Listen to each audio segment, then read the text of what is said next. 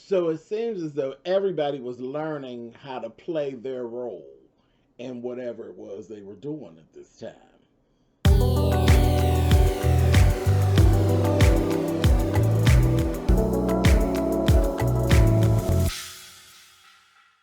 Hey guys, thanks so much for clicking on the video. This is my review for P Valley. This is season 1, episode 5. As I was saying, everybody was learning how to play their role. Mississippi, aka Keyshawn, she was learning to play her new role as the lead girl down to P Valley. There was this whole thing of there was a woman who was there who was going through a divorce, and she had a settlement, and she was just getting really, really drunk and really spending a lot of money. As the night went on, she passed out. She basically passed out at the club. And when she was starting to pass out, she had woke up and she was going into this whole thing about how she didn't want to go to back to this house, and it was an empty house, and this, that, and the other. And she was kind of coming on to Mississippi a little bit, but Mississippi was learning, because, you know, Mississippi gets down on herself at times as well. That doesn't work. She's learning, I got to work this the way that Mercedes worked this. You got to pull yourself out of it, and you got to fulfill these fantasies of these people. So that's what she was doing. It was like on the job training real fast. That whole situation with that woman, it spiraled out of control to a point where the club had literally closed down, and the next morning she was still there when the girls showed up. Well, early afternoon, they showed up to like rehearse and stuff. And this woman was still there, asleep. They had done left her. She done woke up. She woke up. She's still singing the lyrics to Lil Murder's song, which tells you Lil Murder's song was a bop. It's a complete bop. He has actually hit pay gold with this song. And the woman was singing the song, and she staggers on out of there. But the thing that we did catch in the midst of that is that Uncle Clifford had done put that thing on Lil Murder, something awful, because Lil Murder was over there laying, and he was as passed out as that woman was. I said, oh, Uncle Clifford, how did you not unleash the beast on him? Girl, you took him and showed him about the dark arts, bitch, and he was over there knocked out, baby, face down, naked ass up. I said, it's Clifford, honey. I see you, bitch. Anyway, but the woman was saying how she had dropped half of her divorce settlement. So I'm going to cut some of this stuff out, because as we went on throughout, there was, throughout that day, she left drunk. Remember, you're not allowed to drink at the down to the bank. You're not supposed to have liquor. You're not supposed to have liquor in there. So we see Autumn around town, and she's running into this whole thing where now her account is locked up at the telemart or whatever that thing is. And they were saying, no, due to the flood and that, we had lifted some of our rules. Your account has now been locked, because we put that in there to allow you to be able to do these transactions. You've been making a lot of transactions, but whatever that was that we were being lenient on is over now. So everything's locked up or whatever. As she's in the store going back and forth with the woman, there's this car that's like coming, and it looked like she was going to drive right through the window. The woman was being pursued by the police. It was the woman from the club. It's like hours and hours later, this bitch is running around town. She drunk in a high-speed chase with the police. She ends up in jail, and it's just like this. You were seeing this 6 degrees of separation. She ended up down at the jail. Now, because she got booked. They booked her there, honey, and locked her up. Same time, when the strippers had showed up for work the next day, the big thing was there was a 14-day sheriff's notice. It's a foreclosure notice saying they're going to padlock the doors in 14 days. Child, and the funniest thing, honey, that damn Clifford was standing out there, baby, and they was like, Uncle Clifford, what is this all about? Baby, he looked at pink paper and saying that 14 days, he said, oh! And that fool fell over there on the ground and passed out, child. He is so dramatic. So dramatic. Child, that little heel went up in the air. I said, now Clifford, bitch, you need to quit. But anyway, he had that going on. And there was another thing. We saw Clifford tapping into his vulnerable side and questioning himself. He was in the mirror. This is before any of this happened. He was in the mirror looking at his body and really like taking inventory, looking at him and who he was, looking into his own, basically into his own soul. A self-reflection, if you will, of who he really is versus what he actually puts out there. And he's looking at Lil Murder like, and I think he was kind of putting himself down because he's a little older. He's of a certain age. And then, like, they, you know, it just was one of them things. Like, okay, this was cute, but this is kind of what this is. This can't be no more than what this is. And I think he was having that issue. If you watch my channel, you've seen me talk about, you can't date the trade. You can't date trade, okay? Because trade don't date. You can't date them. They don't identify with what that is. They're, you know what I mean? So you can't. And then in Chuckalisa, where they're at, you just can't. It's not free and open anyway. So even if he wasn't trade, if he was just a regular old gay, you know, later on, we saw two lesbians, you know, Clifford told him about two lesbians being out where people knew they were together and they were raped and pillaged. There was two guys who were out and people knew they were together and ended up thrown in the river, you know, killed and thrown in the river. So it's just not safe. You know, they're really in a rough area. Clifford is who he is, but you know, he got the balls to walk around and gender fuck like he does. But being vulnerable and being, it just would cause issues that are not needed. And they actually ended up having this little conversation later on, and I'm gonna get to that. But we're gonna talk about it right now. We're gonna get to it. Okay, so that was that. But he made it out. Nobody actually seen him. There's another way of getting back to that office where him and Clifford were having at. So, you know, he was able to leave the club and nobody knew he was there and all of that. So let's go back over here. Down at the jail, you got Patrice and Mercedes. Stuff down at the jail is just a whole mess. Okay, it's a whole mess. Then we found out that old Jesse, y'all remember Jesse from the beginning, where he was being a real jerk, and then Mercedes took it and gave his money to the church. That Jesse. That Jesse. He's a cop. And I looked at Jesse. Jesse's short. I looked at Jesse. I was like, no, Mercedes, I don't know. For a little older gentleman, that Jesse is kind of hot, honey. But okay, Mercedes. All right, girl. You know, Mercedes like Maine, honey. That's what she like, honey. But okay, whatever. Anyhow, but Jesse was being a jerk. Okay? So, instead of them putting Patrice and Mercedes apart from each other, they had to put them together. Because there was something going on in another cell or whatever. As soon as Mercedes seen Patrice, she started tearing her ass up again. I said, oh, Lord.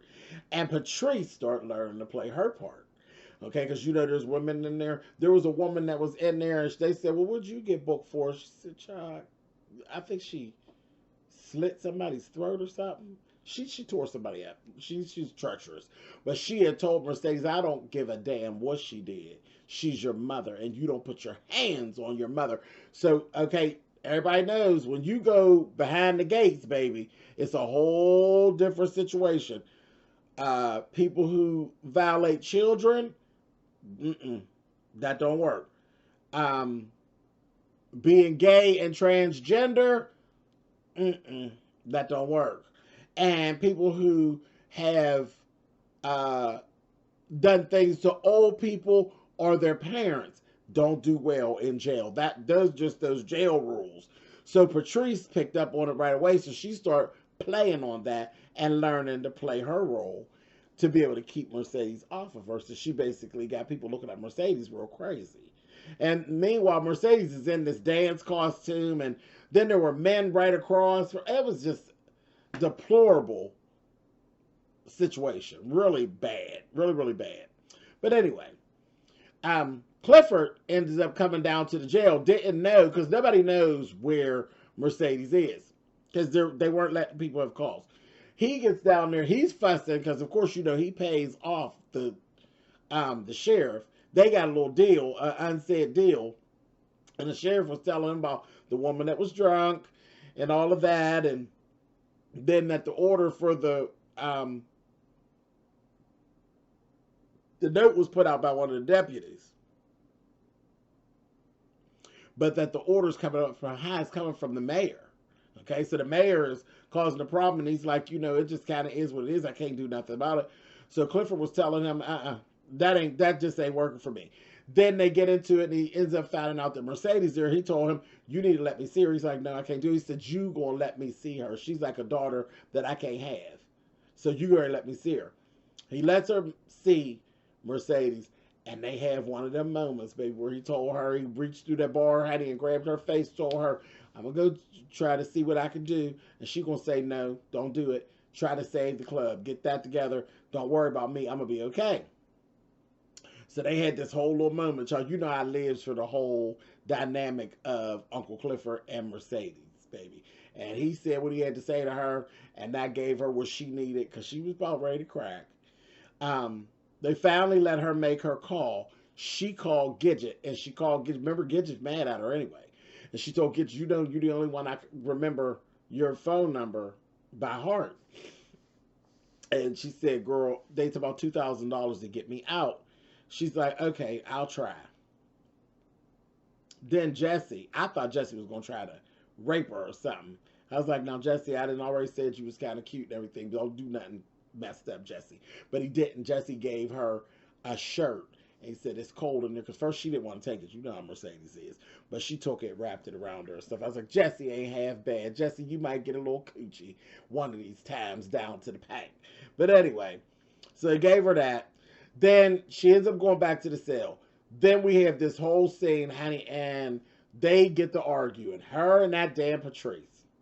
So once Mercedes is telling the story of how, growing up, everything was a mess, and I had charge cards and utilities in my name, and bitch, you ain't never been a good mother, and this, that, thing, and the other, and how she stole the money with that fake-ass church bullshit, and on and on and on and on and on. Honey, so now the girls are all sitting around like, oh, this bitch. And honey, that Miss Patrice, honey, said, it was my call, and this, that, thing, and the other. Then she started talking about Terica. And she got to telling her, she said, I want to raise my daughter myself, this, that, the other children. Are you ready for that responsibility? And she started down-talking her. But see, that's again another one of those little jail things Patrice had done messed up. They're all for women trying to rehabilitate themselves and get their kids back and do right by their kids. So it's going back and forth. At one point, Mercedes is winning the women over. At another point, Patrice is winning them over. And she's telling them, you ain't nothing but an old slick-ass pimp, just like what was down there at that church. You old pimpin'-ass church whore. Child, why she say that? Patrice went into her act, honey, and she went to singing. And then the drunk-ass woman from the bar that had been rapping the whole time, she got a voice. Beautiful voice.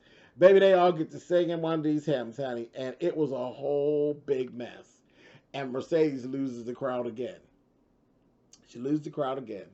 Now, meanwhile, while all that's going on, Gidget, they got all the strippers together. They got the $2,000. They get down there. The man at the bondsman, he was a jerk, a complete jerk, okay?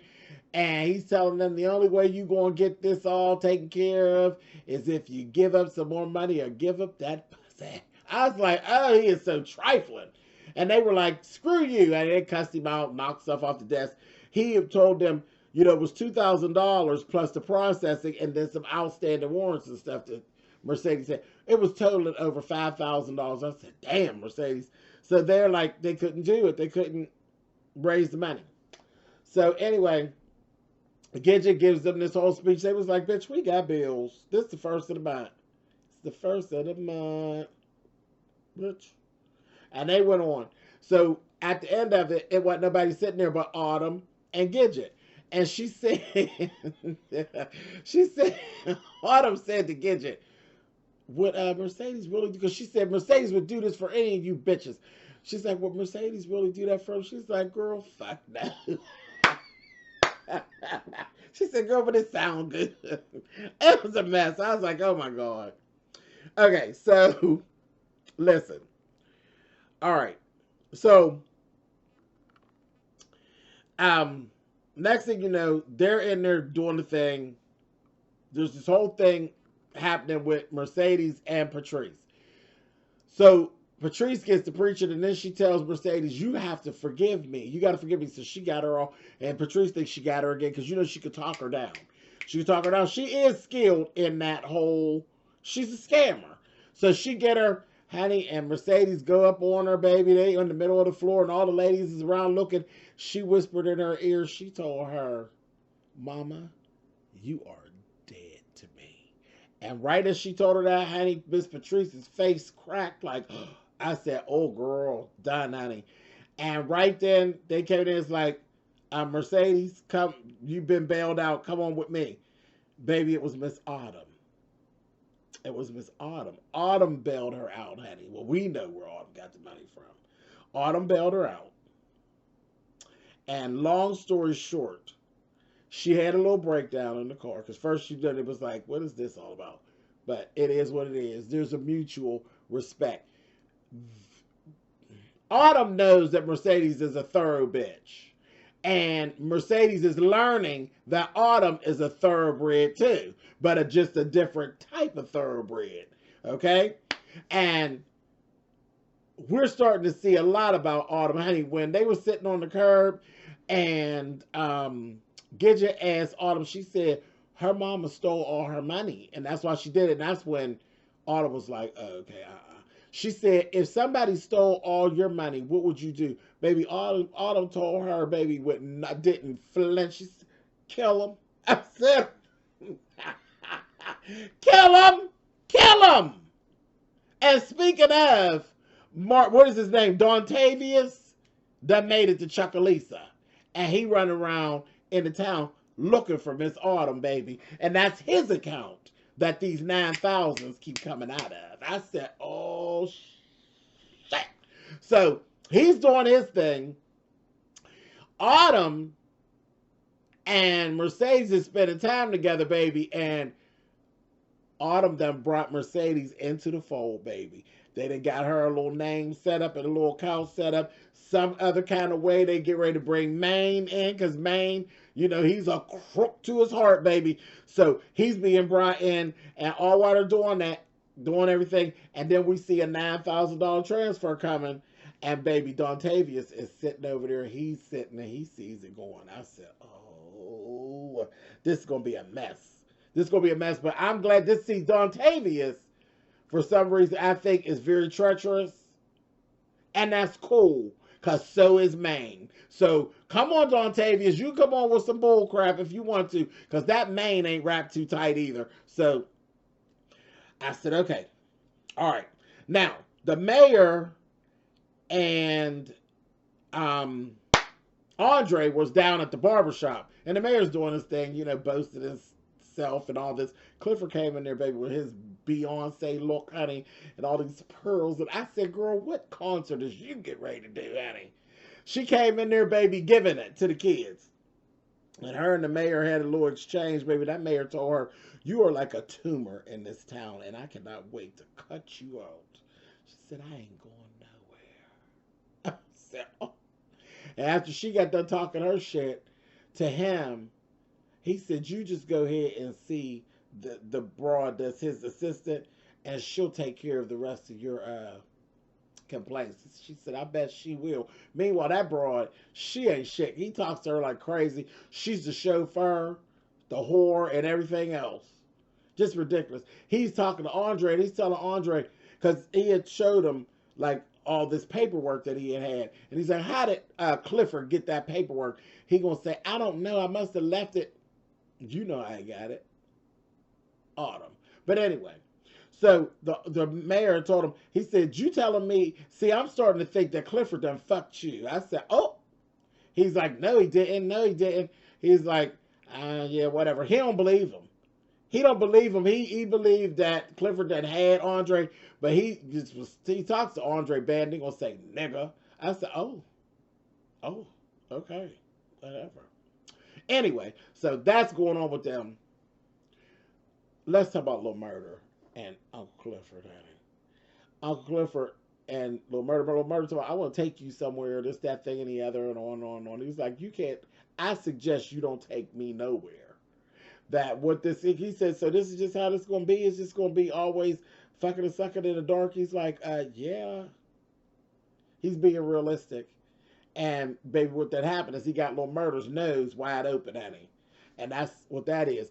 Meanwhile, there's this whole scene where the baby's daddy ends up bringing the baby down to the club. His name is Derek. He's a white boy. And the white boy came, honey, and he was talking to her. Now, Keyshawn, she's blowing up on the internet. He's seen it and told her, "You look beautiful, this, that, thing, and the other." Now, I can't get a hold on him, really. And he's telling her, she's saying, "This is just, no, no, no. This is just to be able to pay the bills or whatever." He told her, "You look beautiful, this, that, and the other." But I said, he seemed like a timid white boy. But I believe we know he the one beating her ass, child. So it just, a mess, a whole mess. And that's what I'm getting. Unless there's another person and he just a trick. I don't know. We got to get some more into Derek. But he's seen the video. Mississippi is blowing up. She really is blowing up. Very, very interesting. But he didn't do no showing out down there to the club because y'all know who was lurking around, honey. Mm-hmm. Yes, yes, yes. He was lurking around, honey. And he would have bounced his ass right on out of there, honey. So he ain't messing around with Diamond. Diamond was hanging around. But anyway, so Keyshawn had actually she had ended up seeing Lil Murder kissing Uncle Clifford. And they seen her, and Uncle Clifford was like, "Oh my God, okay, let me go get her." And Lil Murder told him, "No, let me take care of her." I said, "Oh." And Clifford was say, "Oh, well, okay, little nigga." I said, mm. So this is like where we cut out at. So, child, it's getting good, honey. It's getting good. There's too much going on. Too much down to the P Valley. Anyway, I'll catch y'all next week. All right, I'm out of here.